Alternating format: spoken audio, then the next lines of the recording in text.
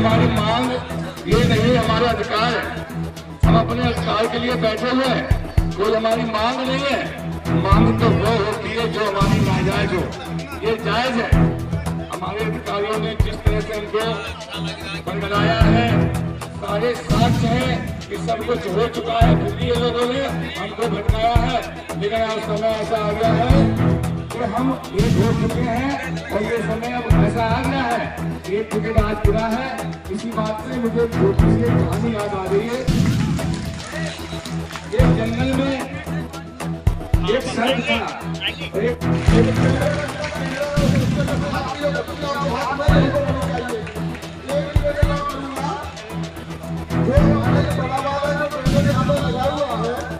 इसी तरह का मेहनत कष्ट जो करना हुआ है वो भी इसी तरह का।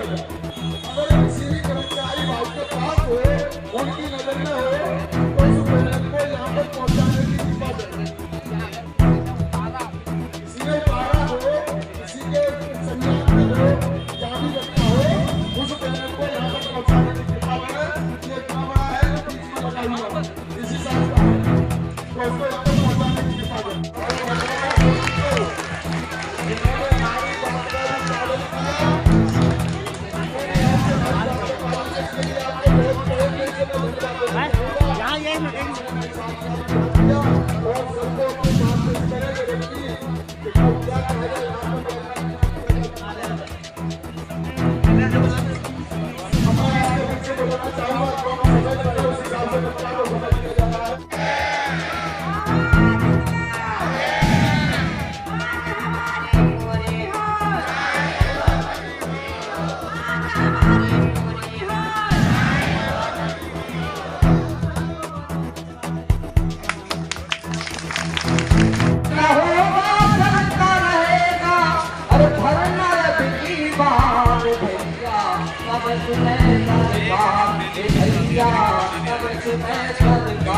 हम बैठे हैं अपनी मांग पर, हम बैठे हैं अपनी मांग पर,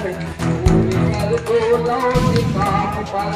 अरे सांस न दे रुक लेकर छोड़े, सांस न दे रुक लेकर छोड़े, अब नहीं रहा इतबार भैया।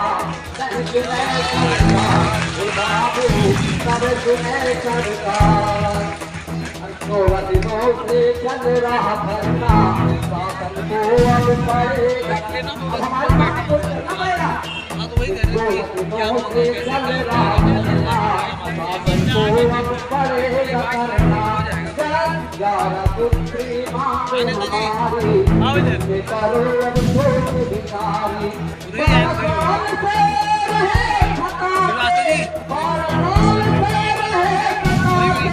नहीं दिया उधार भैया, अब तुम्हें सरकार भैया, अब तुम्हें सरकार।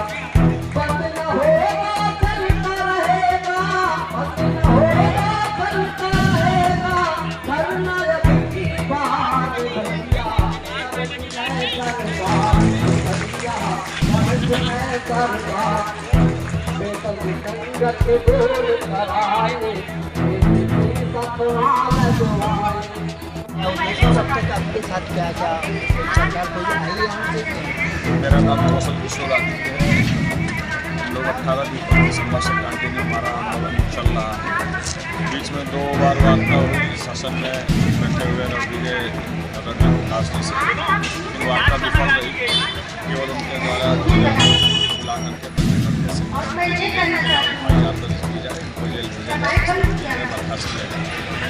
और इसके अलावा अभी तक किसी भी शासन या उच्च अधिकारी या किसी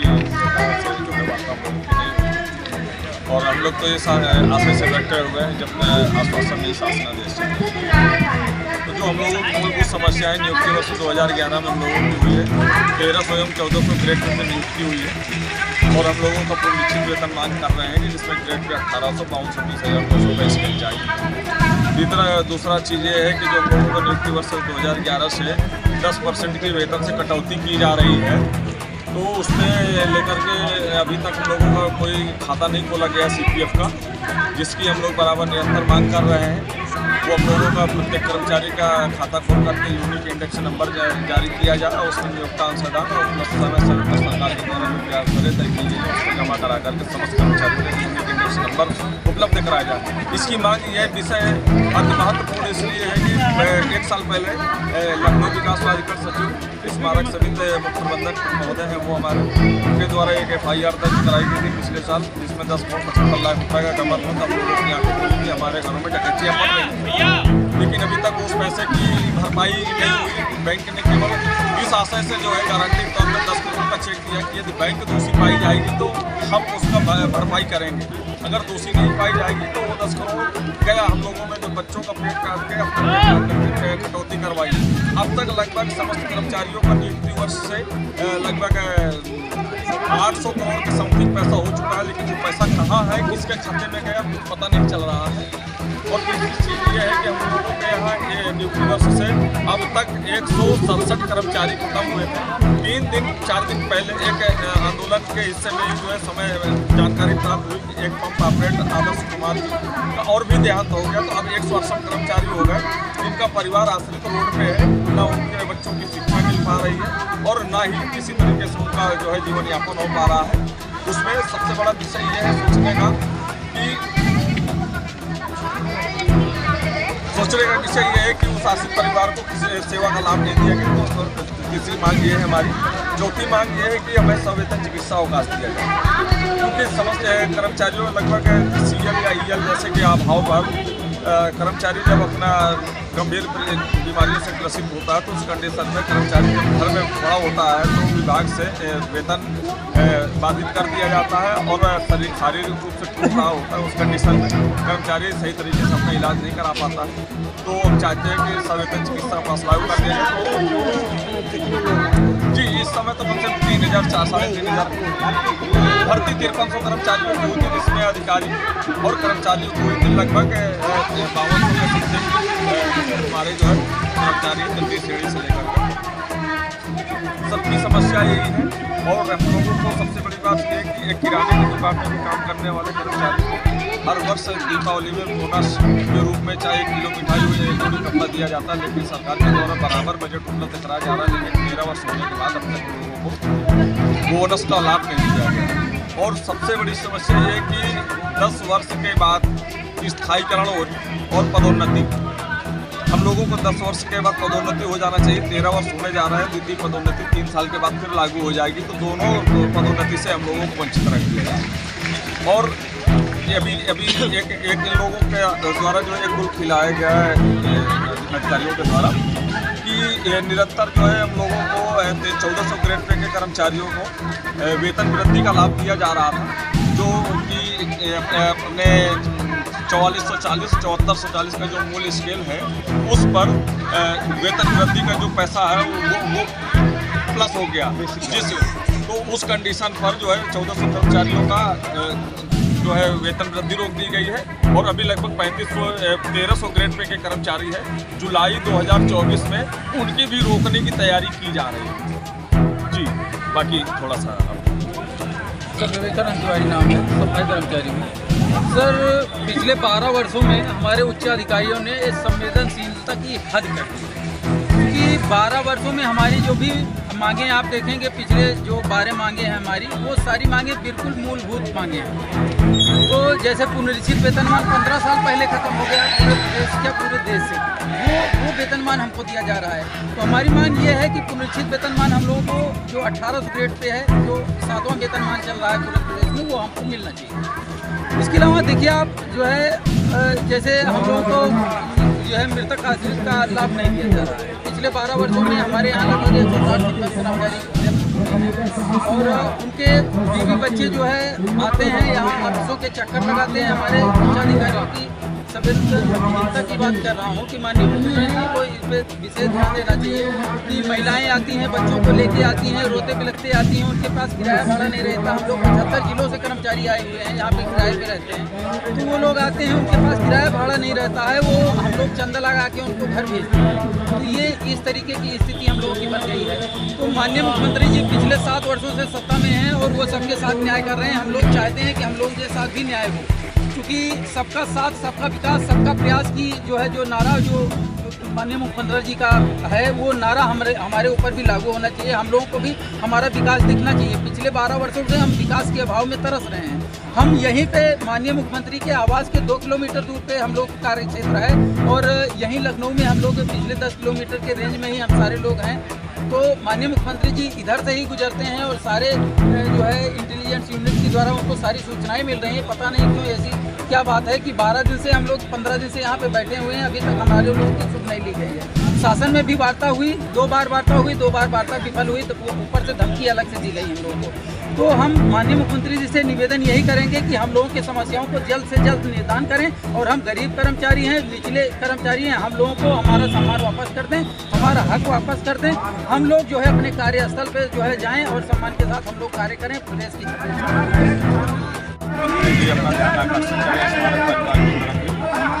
और जैसे कि हमने पूर्व में माननीय मुख्यमंत्री महोदय की तैयारी बनाई थी, यदि 3 जनवरी तक लोगों के मुद्दों पर विचार करके आदेश निर्गत नहीं होते तो हम 4 जनवरी 3 बजे यहाँ से माननीय मुख्यमंत्री महोदय जी के आवास पर समस्त कर्मचारियों से के सीमा सारी समस्याएं हमारी हैं। वेतन विसंगति हम ये मांगे लगभग 12 वर्ष में 27,000 में हमारा काम ब्याज को उठाना पड़ता है, उधारी मांगनी पड़ती है। तो इस वजह से हम सूरत में धरना दे रहे हैं कि हमारे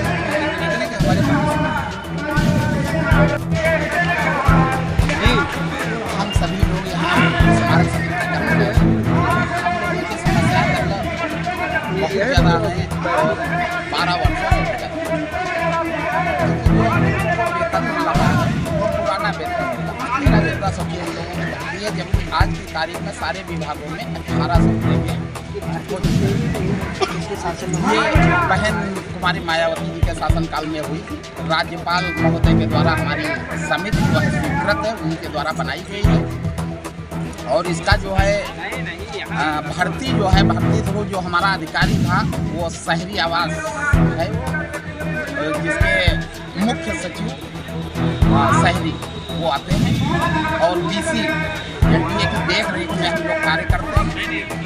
और हम लोग समय समय पर बराबर मांग उठाते रहे कि हम लोगों को सुरक्षित वेतन दे दिया जाए, क्योंकि हम लोग सब बहुत गरीब तबके से हैं और यहाँ लखनऊ में आके हम लोग रह रहे हैं। प्रदेश के कोने कोने का लगभग यूपी के आदमी है और स्टेटें जो सटी हुई हैं उनके भी कर्मचारी यहाँ पे मौजूद।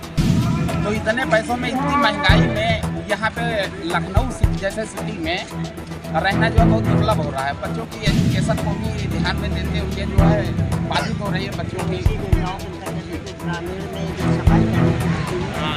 नहीं, उसके अंतर्गत नहीं है, यह नगरी के अंतर्गत आती है, क्योंकि ये स्मारक पार्क जो है अलग से महापुरुषों के लिए बनाए गए थे, दलित महापुरुषों के लिए, कि इसमें जो है इनकी सबसे बढ़िया देख रेख रहेगी तो कम से कम को भी अच्छा वातावरण मिलेगा देखने के लिए, साफ सफाई वगैरह और इसकी देख रेख के लिए हम कर्मचारियों की भर्ती हुई थी।